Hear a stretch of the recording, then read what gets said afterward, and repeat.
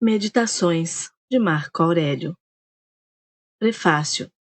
Em sua famosa obra A República, Platão defende que o Estado ideal deveria ser governado por uma espécie de rei filósofo. No entanto, mesmo na época, o pensador grego sabia que se tratava de algo muito difícil de vir a acontecer.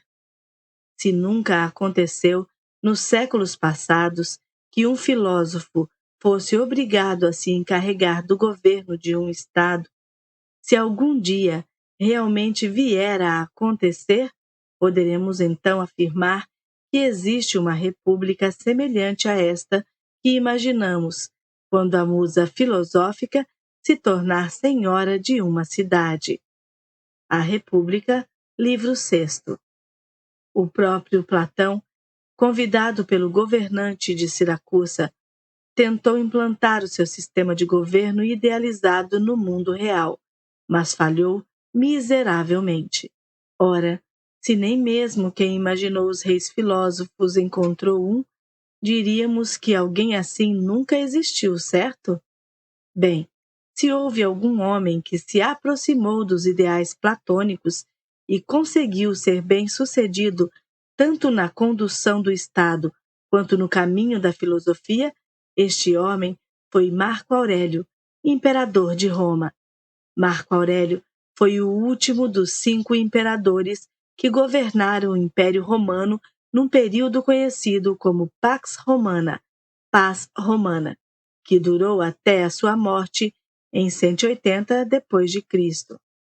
Curiosamente, como ainda veremos, a última década de sua vida foi quase toda dedicada a defender o império de invasores bárbaros. Havia paz dentro do império, mas não em suas fronteiras. Nascido em 121 d.C., devido à morte prematura do pai, ele foi criado como filho adotivo do bom imperador Antônio Pio, também seu tio, a quem sucedeu no governo em 161 d.C.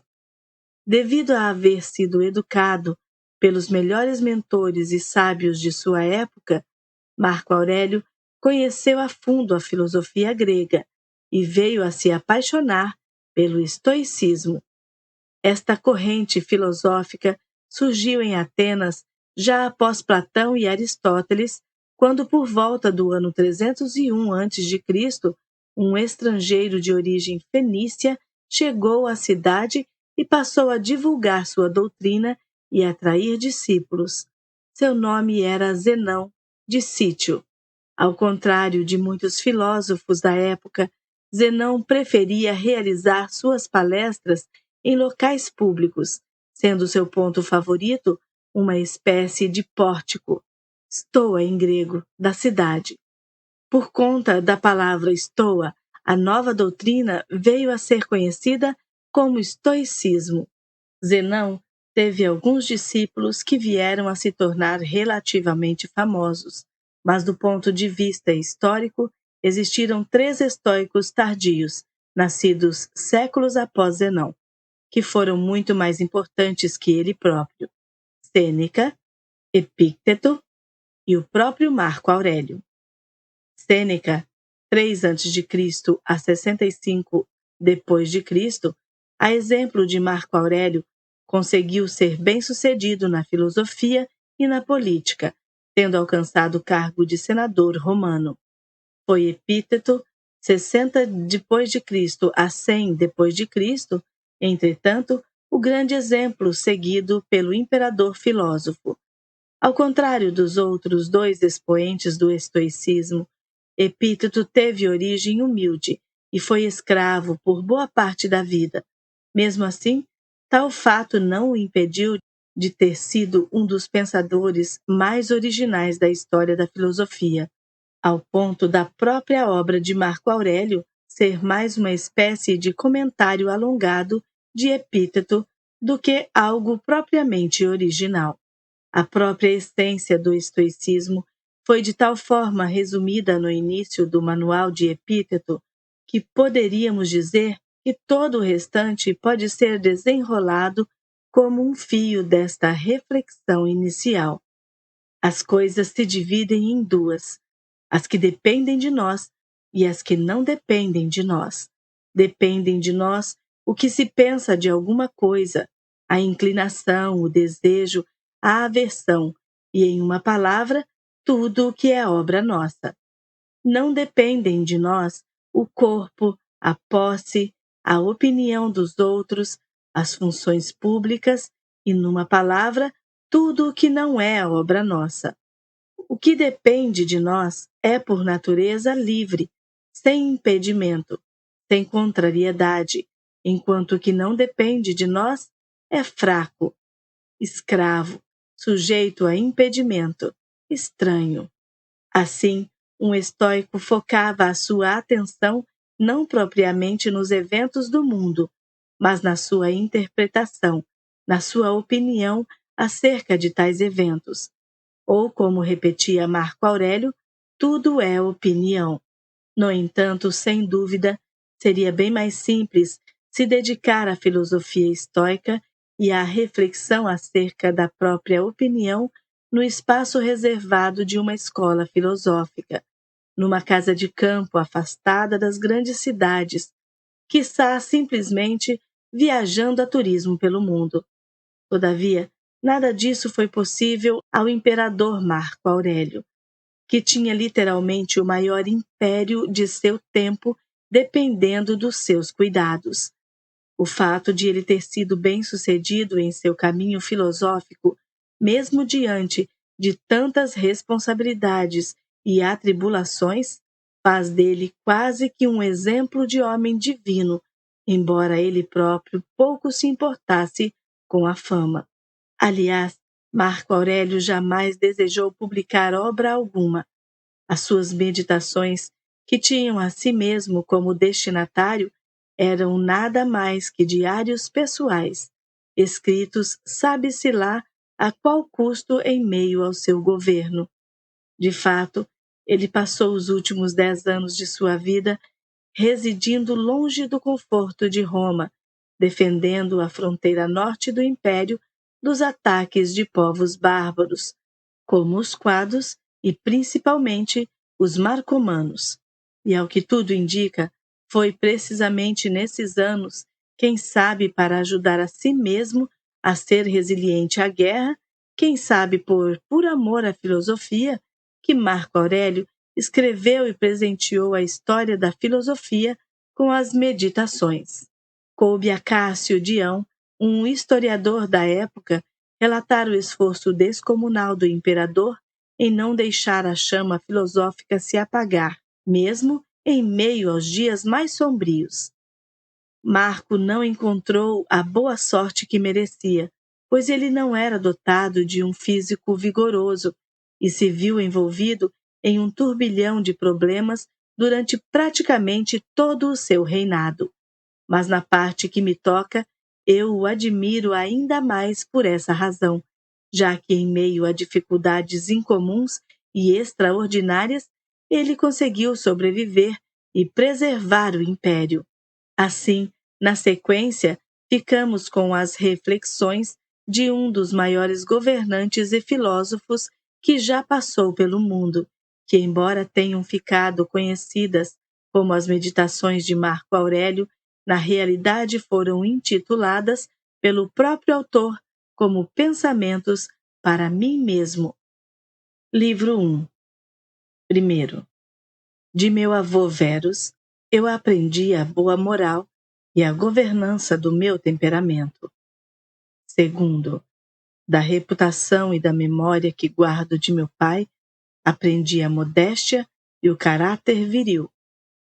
Terceiro, de minha mãe, aprendi a piedade, a caridade e a abstinência não somente dos meus atos, como até mesmo dos maus pensamentos, e, além disso, a simplicidade em meu modo de vida, bem distante dos hábitos dos ricos. Quarto, de meu bisavô, compartilho o fato de não haver estudado em escolas públicas e de ter tido bons professores em casa, e saber que em tais questões um homem não deve fazer economia de gastos. Quinto, de meu mentor, aprendi a não ser partidário nem dos verdes, nem dos azuis nos jogos dos circos, e da mesma forma não favorecer nem aos parmulari, nem aos escutari nas lutas de gladiadores. Dele também aprendi a trabalhar com resiliência, usando minhas próprias mãos, a desejar pouco e não me intrometer na vida alheia, nem dar ouvido aos difamadores. Sexto, de Diogneto, aprendi a não dar importância às futilidades e a não dar crédito ao que dizem os milagreiros e encantadores sobre feitiços, exorcismo de daimons e coisas assim. Dele também aprendi a não criar codornas, pararrinhas, nem a me entregar apaixonadamente a esse tipo de coisa, a tolerar a liberdade de expressão, a ter intimidade com a filosofia e ter escutado aos ensinamentos de Báquio, Tandárido e Marciano, a ter escrito diálogos quando jovem e a dar preferência à cama e às roupas de peles duras, assim como a todo tipo de coisa advinda da disciplina grega. Sétimo, de rústico, aprendi a impressão de que o meu caráter requeria evolução e disciplina, e dele eu aprendi a não me perder nos devaneios sofistas, a não escrever sobre temas especulativos, a não declamar orações de incentivo sem profundidade, a não me auto-intitular um homem que domina suas paixões ou praticar caridade por pura exibição.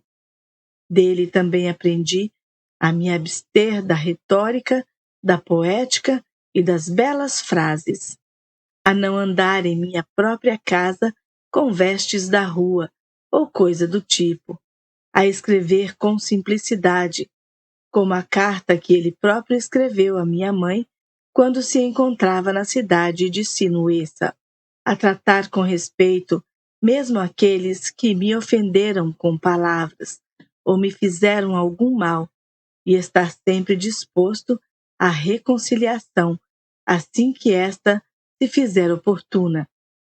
Dele também aprendi a ler atentamente e a não me satisfazer com a compreensão superficial de um livro, tampouco ser facilmente convencido por aqueles que falam aos brados.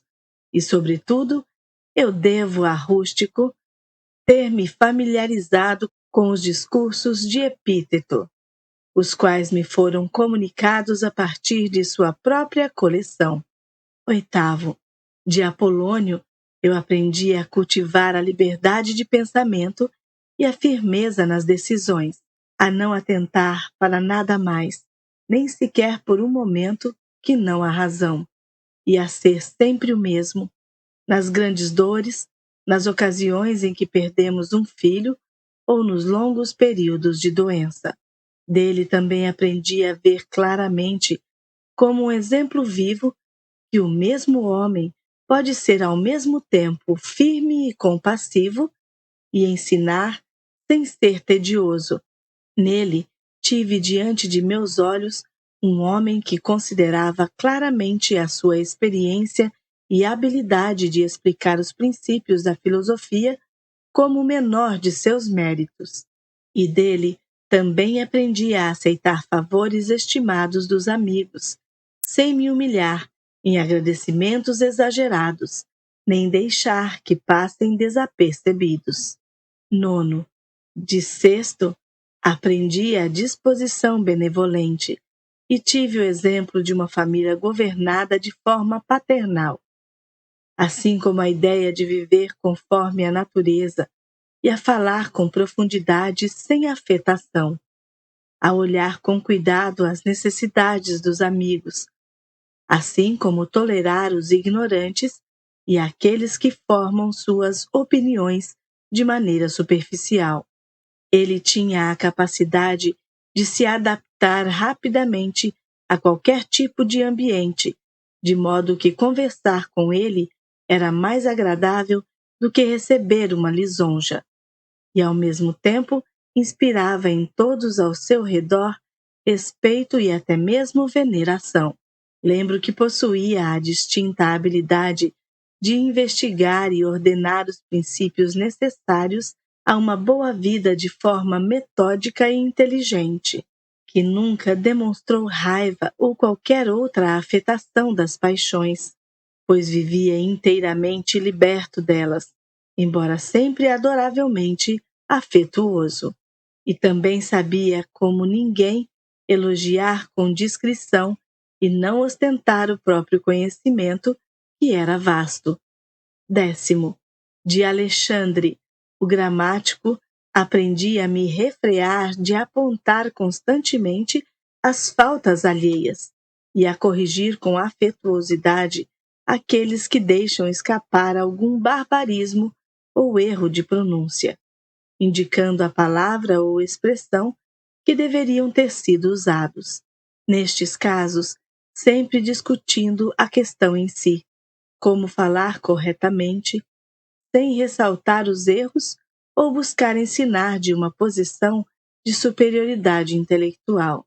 11º, de frontão, aprendi a atentar para o que são a inveja, o fingimento e a hipocrisia num tirano, e que geralmente aqueles que entre nós são chamados patrícios são consideravelmente deficientes de afeição paternal. 12º, de Alexandre, o platônico, aprendi a não responder frequentemente e sem necessidade que não tenho tempo, tampouco negligenciar os deveres para com as relações íntimas ou familiares, alegando ter ocupações mais urgentes. 13º, de Catulo, aprendi a não ser indiferente às queixas de um amigo sobre mim, ainda que estas sejam infundadas, mas sempre procurar apaziguar a questão, retornando ao convívio habitual, e a estar sempre pronto para elogiar os mentores, como faziam Domício e Atenodoto, também a amar verdadeiramente meus filhos. 14º, de meu irmão Severo, aprendi a amar meus familiares, a amar a verdade e a amar a justiça, e por seu intermédio conheci Trásias, Euvídio, Catão, Dião e Bruto, e dele eu recebi a ideia de um governo onde a mesma lei vale para todos, administrado tendo na mais alta consideração os direitos dos cidadãos e a sua liberdade de expressão, assim como a conceber uma realeza que respeite acima de tudo a liberdade daqueles que ela governa. Dele também aprendi a ter uma dedicação consistente e invariável pela filosofia, e uma disposição para realizar o bem, fazer a caridade necessária, fomentar a boa esperança e crer no amor de meus amigos por mim. Nele, jamais vi qualquer tentativa de ocultar ou dissimular suas opiniões acerca daqueles que condenava, de modo que seus amigos nunca precisavam conjecturar o que pensava ou não de alguém. Isto era sempre muito claro para todos. 15º, de Máximo, aprendi a governar a mim mesmo e não me distanciar de meu próprio pensamento, seja por qualquer motivo for, a ter bom ânimo em todas as circunstâncias, até mesmo na doença, a ter uma justa mistura em meu caráter moral, de doçura e dignidade, a cumprir os deveres que me são colocados sem reclamar da vida. Observei que todos acreditavam que ele pensava exatamente o mesmo que falava em seu discurso, e que nunca passou pela sua cabeça nenhuma má intenção ao discursar.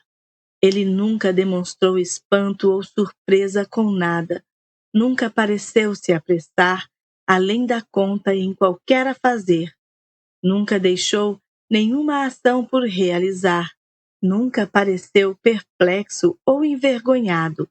Nunca riu para ocultar algum sentimento. Tampouco alguma vez pareceu estar afetado por alguma paixão ou angústia. Ele era acostumado à caridade e estava sempre disposto ao perdão. Da mesma forma, viveu livre de toda falsidade. Ele realmente aparentava ser um homem que jamais pôde ser desviado da reta conduta, mais do que um homem que precisou evoluir até aquele patamar. Eu também observei que nunca houve alguém que se sentiu menosprezado por Máximo, ou mesmo que pudesse supor que ele mesmo se julgava superior aos demais. Ele também possuía a arte genuína de ser bem-humorado, de forma cordial. 16º. Em meu pai, eu observei o temperamento suave e uma determinação invariável no cumprimento das decisões tomadas após a devida reflexão.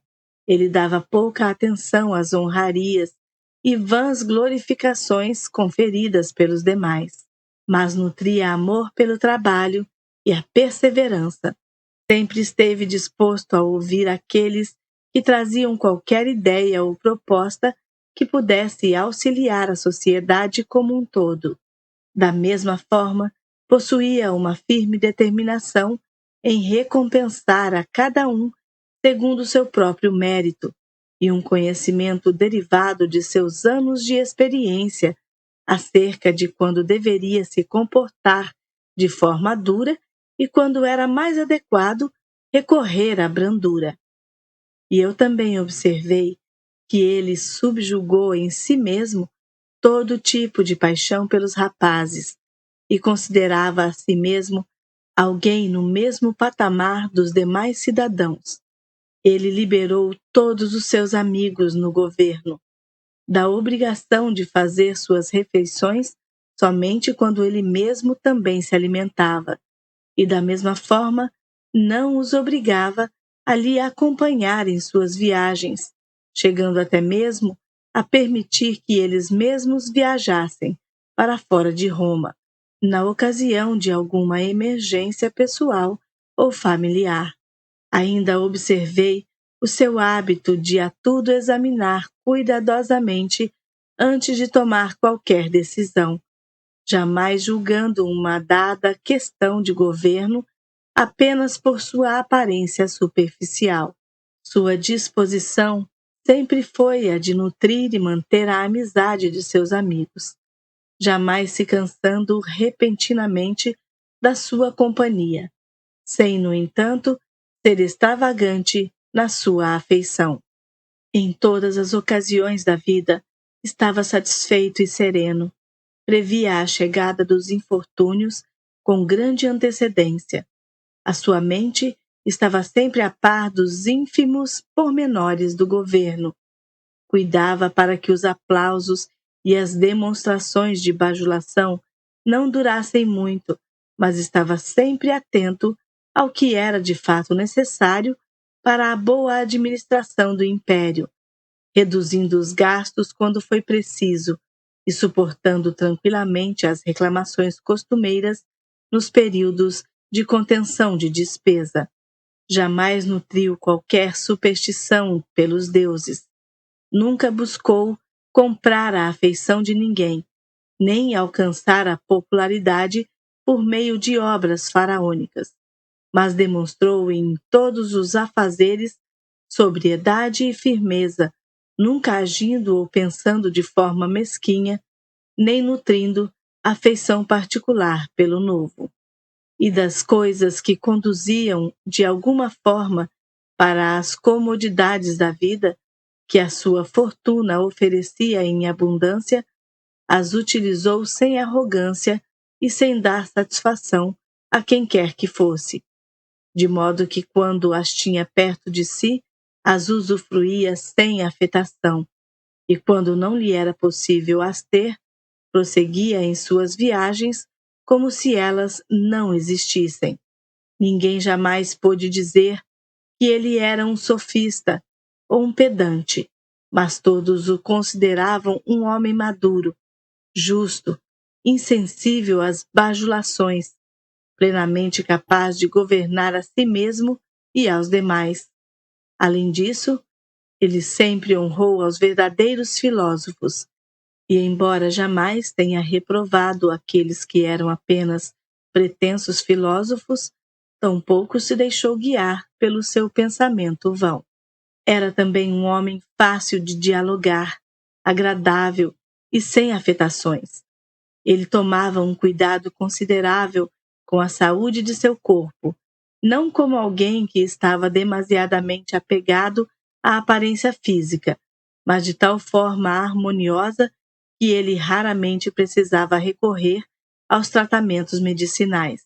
Estava sempre pronto a recompensar sem inveja a todo aquele que tivesse qualquer habilidade virtuosa, como a eloquência ou o conhecimento das leis e da moral, ou qualquer outra faculdade digna de nota, e os recompensava na medida de seu próprio mérito, de modo que a sua reputação fosse de fato merecida.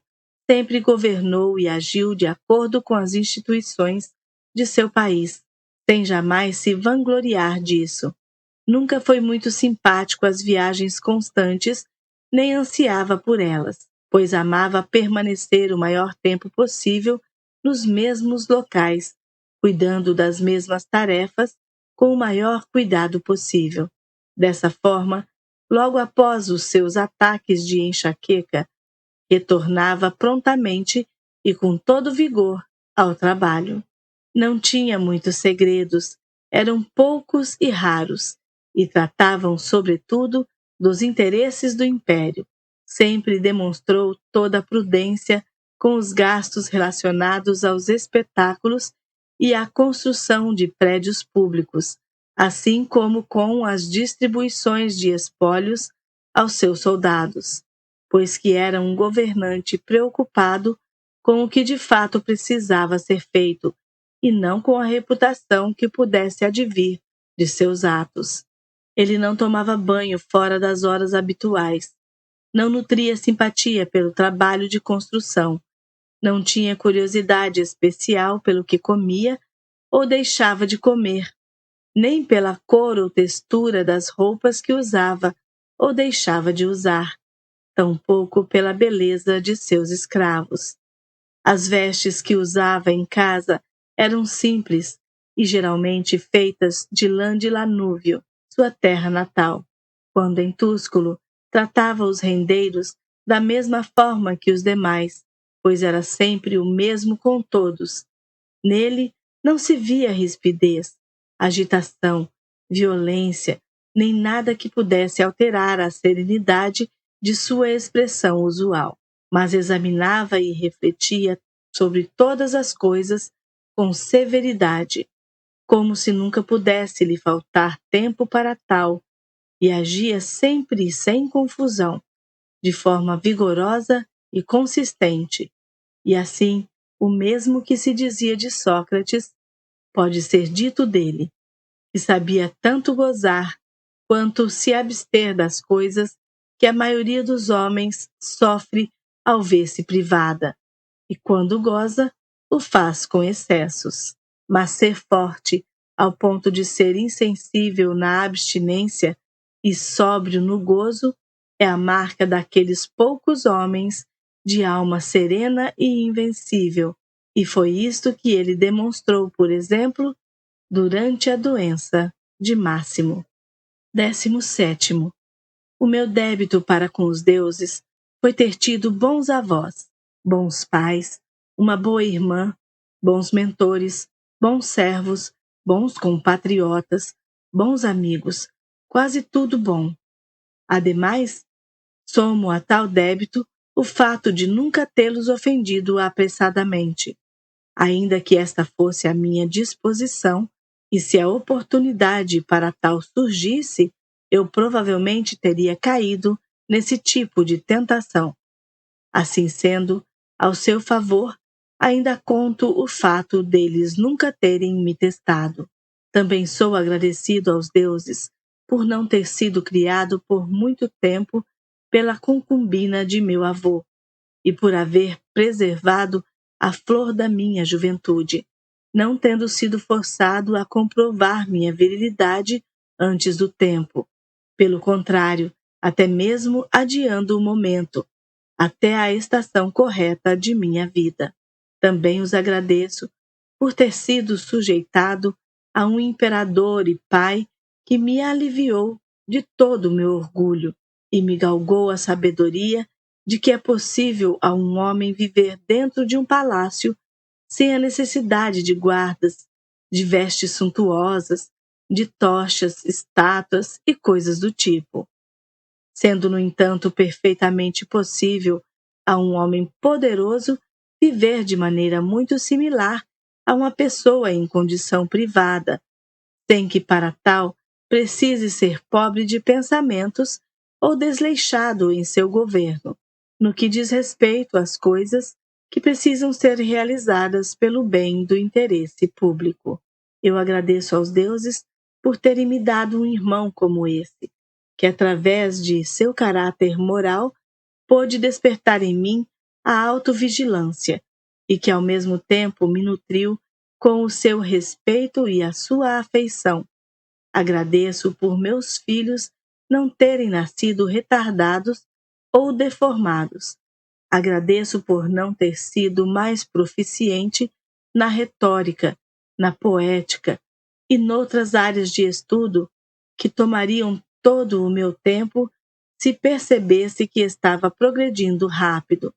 Assim, também agradeço por ter tido tempo de alcançar rapidamente o patamar filosófico imaginado por meus mentores, conferindo a eles a honra que pareciam desejar, sem deixar para me dedicar a tais conhecimentos noutra fase da vida, por ser então ainda muito jovem.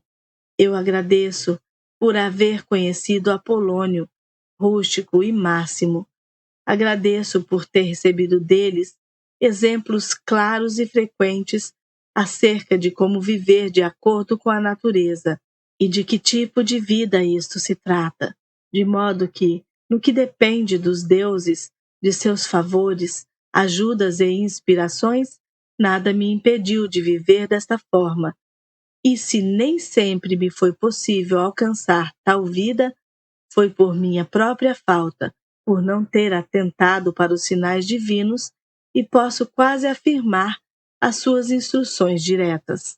Eu agradeço por meu corpo haver suportado por tantos anos meu estilo de vida.